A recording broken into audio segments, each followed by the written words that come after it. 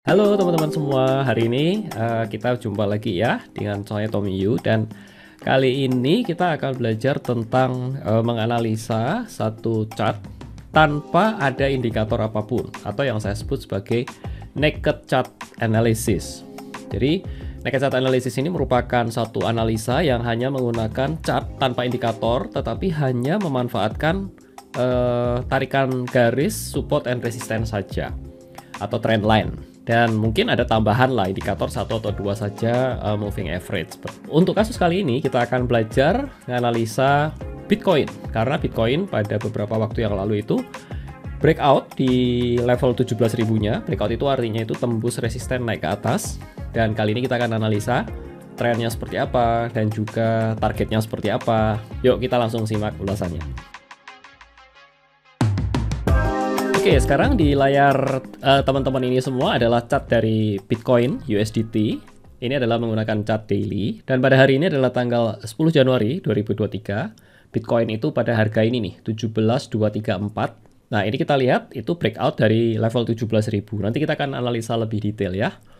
Nah, by the way teman-teman, ini program charting yang saya gunakan adalah TradingView. Teman-teman bisa lihat, cek linknya ada di depan ya. Ini adalah program wajib yang menurut saya itu harus dimiliki oleh teman-teman semua, karena ini ada akunnya yang free. Silahkan cek langsung linknya dari layar ya.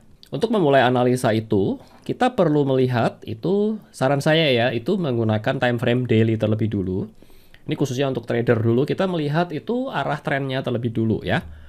Jadi kalau kita lihat daily, ini time frame-nya daily, itu tarik dari paling enggak itu kalau untuk trading itu sekitar 6 sampai 1 tahun ke belakang saja.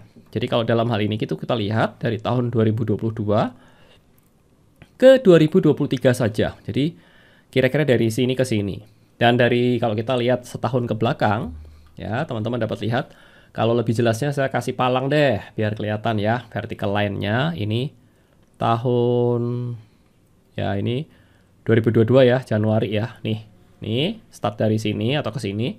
Ini kita lihat trennya itu menurun. Ya, nggak usah analisa macam-macam. Kita lihat harganya itu membentuk puncak dan lembah yang lebih rendah dari sebelumnya. Jadi kalau kita simpulkan di sini bahwa major trend dari Bitcoin ini masih menurun. Kapan dikatakan bahwa suatu instrumen atau tepatnya Bitcoin ini itu tidak downtrend lagi? Itu ketika trennya patah. Jadi kalau kita, ini sekedar sharing ya, cerita ya, kalau kita lihat trend line, kalau kita tarik garisnya seperti ini nih, jadi ya mungkin seperti ini ya. Kemudian kita ini enggak, ini puncak, dua puncak kita hubungkan, kita tarik garis. Kemudian ini bisa dibilang ini major trend line-nya. Kemudian kalau kita hubungkan yang lebih pendek ya, seperti ini nih. Nah, ini merupakan trend line yang lebih pendek dalam hitungan beberapa dari Juni ini 6 bulan ke belakang. Nah, kalau ini bisa break ke sini, kemudian bisa break ke sini, terutama yang ini nih, itu bisa dikatakan bahwa memulai fase uptrend-nya. Tapi sampai saat ini kita masih simpulkan bahwa Bitcoin ini major trend-nya masih turun. Kalau kita sedikit analisa dari apa yang terjadi, sebenarnya ya, kalau kita lihat di area ini nih sebenarnya Bitcoin setelah jatuh dari ini harga sekitar 69.000, dia turun jatuh anjlok sampai di bawah itu di sekitar harga 18.000, 17-18.000 di sini. Fase ini merupakan fase konsolidasi, atau boleh dibilang itu harganya itu sideways, bergeraknya itu nggak kemana-mana ya, konsolidasi lah kita sebut. Dan sebenarnya ini sudah mau naik ya. Kalau teman-teman lihat, ini saya zoom ya, saya besarkan. Kalau kita tutupin ini dulu nih, ini kita tutup ya. Ini harganya itu sebenarnya sudah membentuk support yang cukup baik di sini. Jadi kalau teman-teman ini saya bisa tarik begini. Ini adalah garis supportnya lah kira-kira ya. Ya, ini ada support di mana harga itu ada pembelian ya. Di mana harga itu bisa mantul di sini ya. Mantul itu rebound begitu di level-level support ini. Nah, apa yang terjadi di sini? Ini adalah di bulan November di 2022 itu ada peristiwa yaitu kejatuhan FTX, sehingga ini berita yang cukup signifikan, tanda kutip itu menghancurkan industri kripto secara masif ya. sehingga harganya itu bisa jatuh lagi, dan luckily itu nggak sampai terlalu dalam. Ini ya walaupun cukup dalam ya, 15 ribuan begitu, 15.500 di sini. Dan nggak sempat 1 bulan konsolidasi lagi, dan saat ini nih kalau teman-teman lihat, ini saya naikkan, itu membentuk support yang baru lagi. Jadi kita bisa tarik itu support di sini. Ini adalah support yang minor lah, kalau boleh dibilang ya, sudah ada tanda-tanda untuk mulai lagi naik begitu ya. Dan ini ulasan secara secara garis besar gitu ya, dengan time frame daily. Nah, bagi teman-teman yang investor jangka panjang begitu ya, simpan kripto agak lama begitu. Nah, apakah ini timing yang tepat buat masuk? Menurut saya boleh-boleh aja, tetapi jangan terlalu agresif terlebih dulu ya, karena trennya masih turun. Walaupun sudah terlihat konsolidasi, kita bisa entry bertahap, tetapi jangan agresif dulu. Kalau mau tahu simpelnya ya, itu teman-teman bisa lihat di sini nih, di bagian sini, itu bisa klik di more technical ini. Kemudian kita akan lihat, kalau untuk long term, ini sekedar tips saja untuk melihat timing yang beli atau enggak. Teman-teman bisa lihat yang weekly, kalau kita ganti ke weekly, itu summary-nya itu masih sell, jadi belum terlalu baik untuk beli, dan moving average-nya juga masih strong sell, apalagi yang 1 month, yang bulanan, chart bulanan ini juga masih strong sell. Cukup untuk 1 week lah. 1 week-nya ini indikasi yang cukup baik buat kita melihat jangka panjang. Ya, jadi masih belum preferable untuk kita entry.